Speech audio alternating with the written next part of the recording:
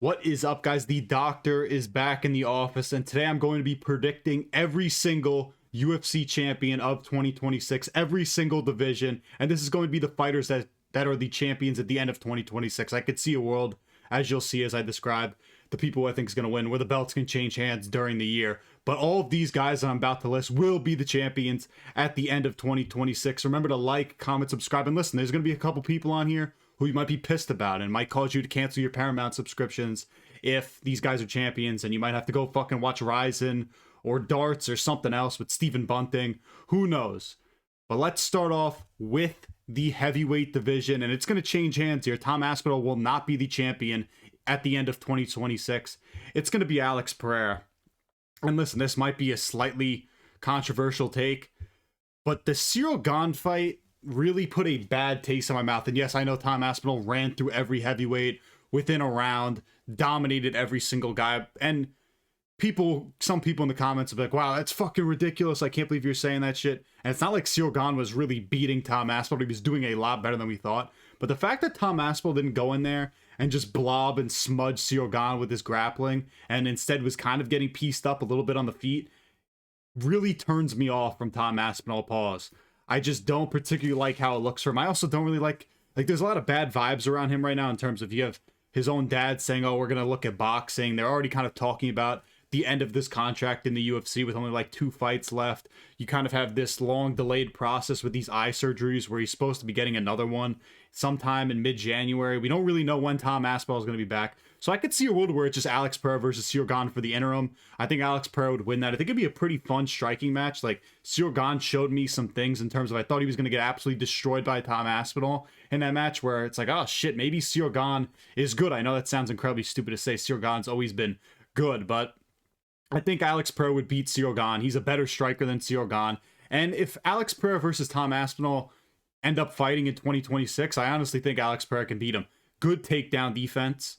You know, can withstand guys who can grapple. Maybe we don't know yet to the level of Tom Aspinall, but I think he can.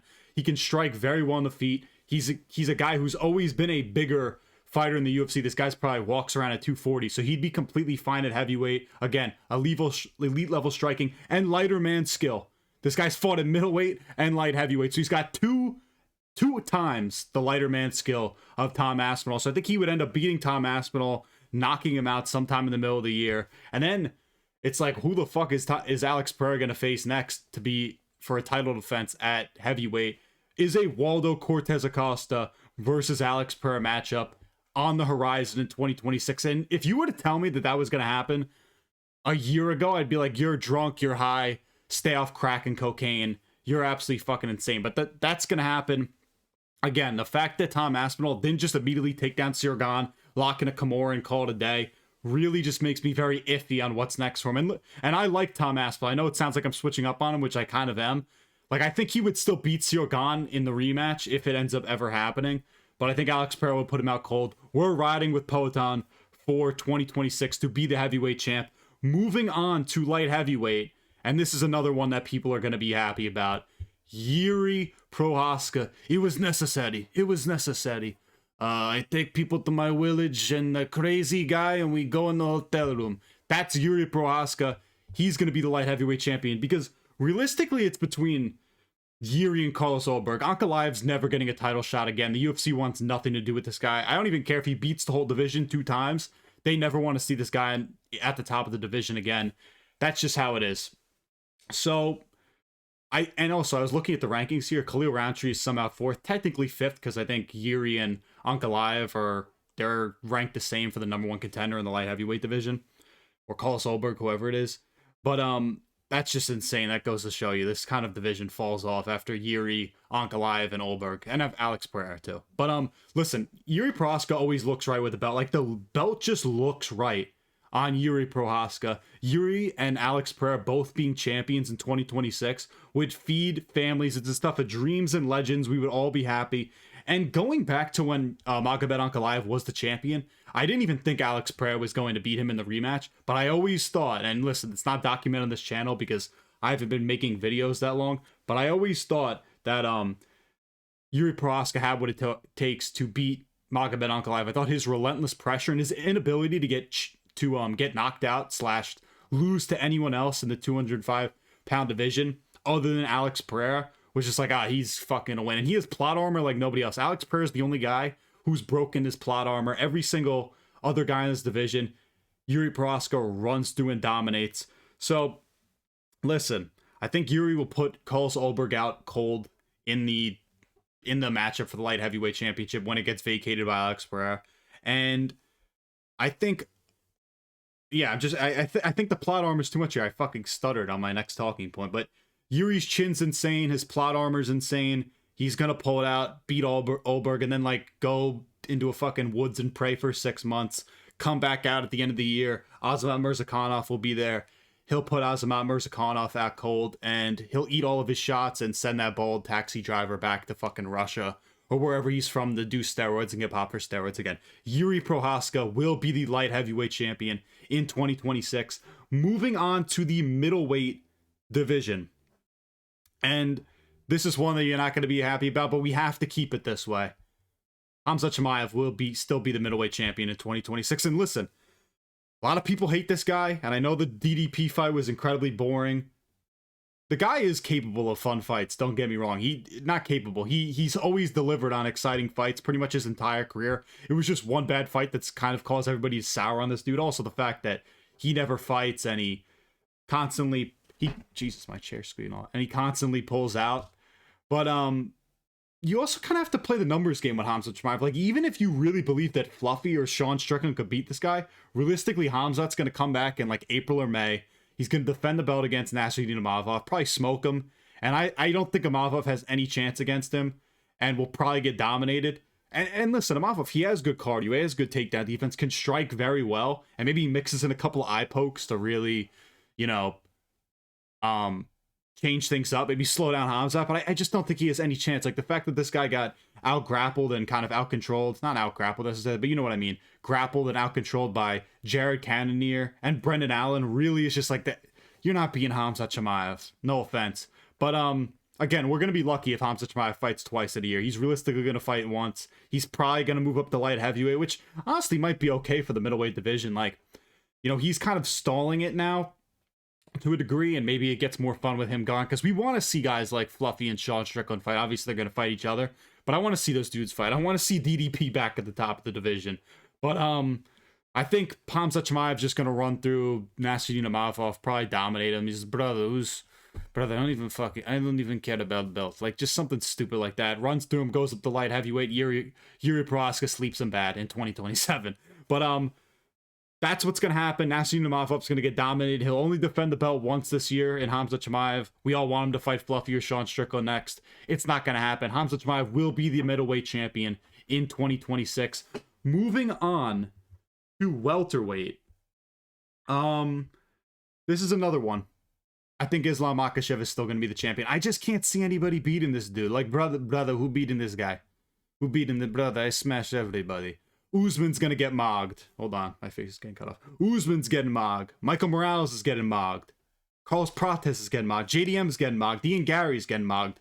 Nobody is beating Islam Makhachev. I think he's gonna fight twice in 2026. His first title defense should be against Ian Gary. It could also be against Kamaru Usman. Then he probably fights Ilia Topuria, who Islam will smudge if the fight's at welterweight. And you know for a fact Kamaru Usman's gonna fight Islam Makhachev and lose by decision, and then he's gonna start tweeting out every single time in the future of Islam Makhachev fights those stupid eye emojis or that smirk emoji like he does after every single Khamzat Chimaev fight, because he had one close fight against him. That's what's gonna happen if Kamaru Usman does it. And then Ian Gary will probably lose 49-46 decision, and then he'll get on Instagram and start talking about how he survived 5 rounds with Islam Makhachev, and that's essentially a win, because that's what he does with Shavkat Rakhmonov. So that's what's going to happen. It should be Ian Gary for his first title shot. It'll probably be Kamaru Usman, because the UFC is incredibly stupid and ignorant. They have no clue what they're doing. And then maybe he fights Ilya at the end of the year, but nobody's beating Islam Makhachev. This guy's one of the GOATs, or the GOAT of the entire sport. Moving on to the lightweight division. And listen, I really have no clue what's going to happen here, because Ilia Topuria, these divorce courts can take forever to settle out. We really have no clue when he's going to fight next. But he did say that if Justin Gaethje beats Paddy Pimblett, he essentially says the UFC has other plans for him. So I don't really know what that means. It essentially means that he's not going to fight Justin Gaethje, and it's fucking gay that that's the case, that he's already coming out and saying, I'm not fighting Gaethje if he beats Paddy Pimblett. But if Paddy wins, then I think he's going to stay at lightweight. He'll probably destroy Paddy Pimblett at like the White House or something. Then he'll vacate and move up to fight Islam. That being said, I think Arman Tsarukyan is going to get at least a chance to be the lightweight champion in the UFC. Again, the matchmaking here is so odd. I don't really know what's going to happen. If Paddy wins against Justin Gaethje, I think Ilia fights Paddy, he beats him. Now, if Gaethje wins, then I think we can get Gaethje versus Arman Tsarukyan, and maybe there's an argument for the Charles and the Max winner, but again, we just saw Justin Gaethje fight Max Holloway, and we saw him fight Charles Oliveira before that, so I don't really know why that would even happen. I don't even know why I'm saying it. What a dumb thing to say.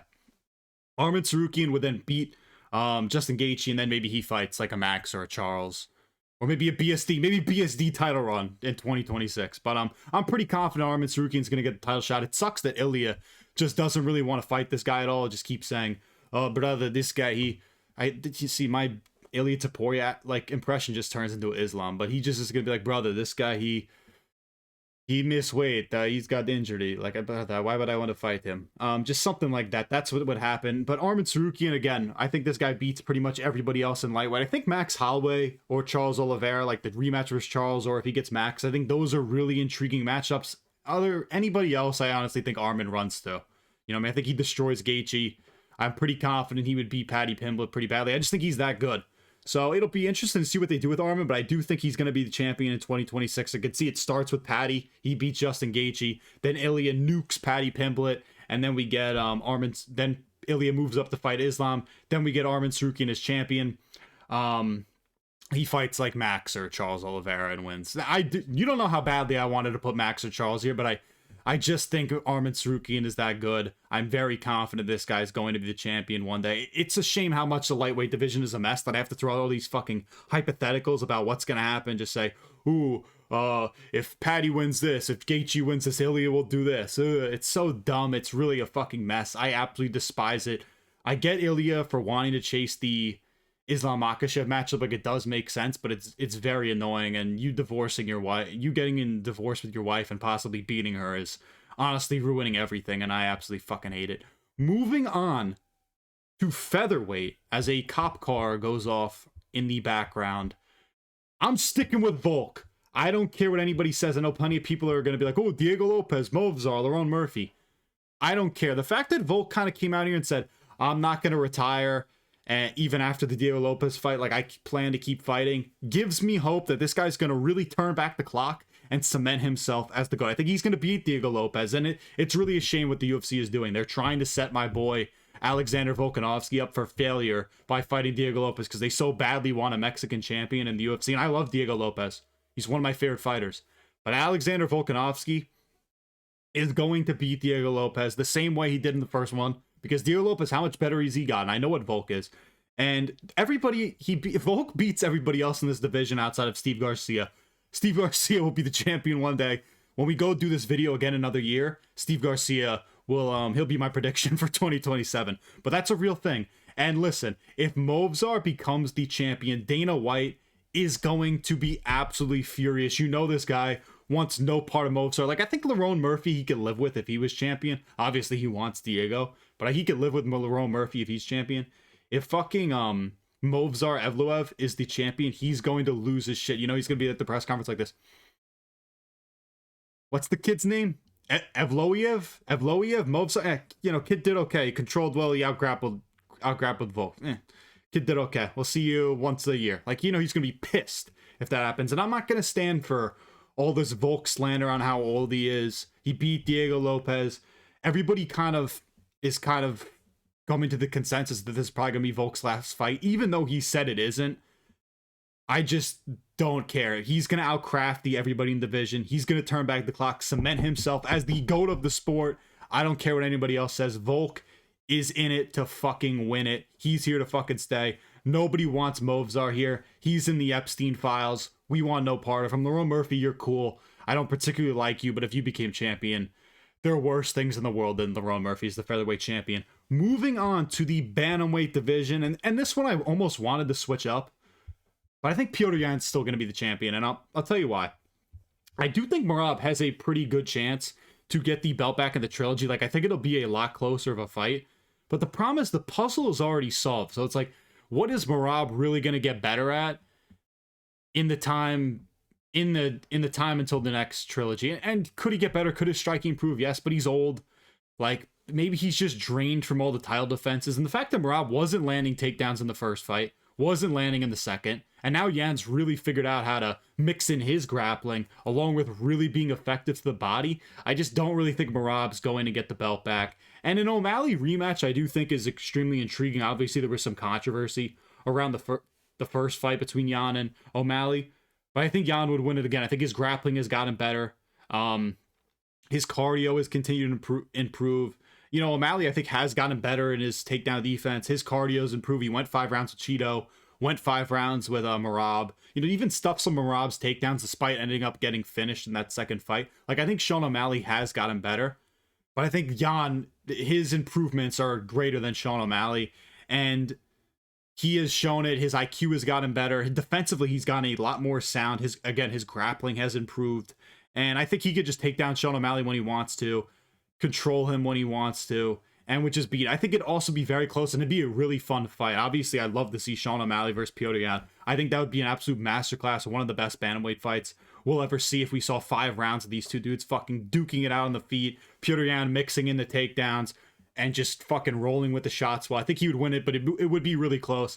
And I would just want to say something, because maybe somebody's still watching this video and is thinking about what I think about Umar.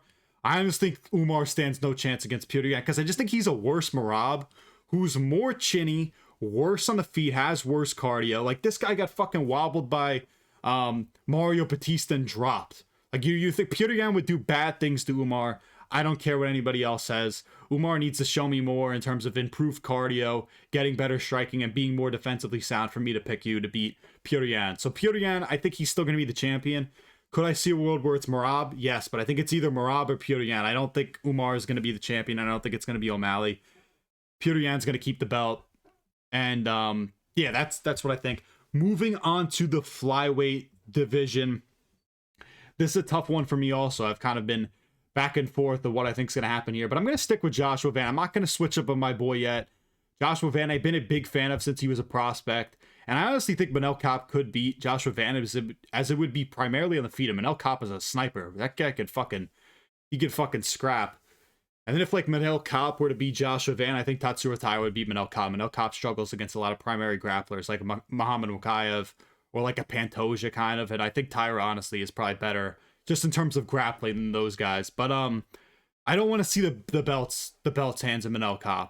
And I don't really think Tatsuro Taira would beat Joshua Van. Joshua Van doesn't get out grappled. Like, people say that, but he has really good takedown defense. And I think he would just, like, Brandon Royval pieced up Tatsuro Taira, and Joshua Van's is a better striker than Brandon Royval. So I think Joshua Van would fucking piece up Tatsuro Taira, honestly. And he has the elite takedown defense to counteract whatever Tatsuro Taira throws at him. So I think Manel Kape would be a really interesting fight between them, but I think Joshua Van would finish Tatsuro Taira. Originally, when you saw a lot of those Tatsuro Taira versus Joshua Van nudes, I honestly thought I don't think I said nudes there. There were no nudes with Joshua Van and Tatsuro Taira. I think I honestly thought that Tatsuro Taira could beat Joshua Van, but now, like, looking back on him, like, Joshua Van is so elite with his striking, and he just got his 3rd stripe in blue belt. So we're here right now. But hopefully we get the Joshua Van versus Pantoja matchup either at the end of this year or maybe early 2027. Because honestly, the Pantoja thing is, like, they said there's no, like, real structural or nerve damage. So now he's just kind of rehabbing whatever the injury was. And I've seen some clips of him doing, like, pull-ups with the rope. So maybe he's back a little sooner than we think.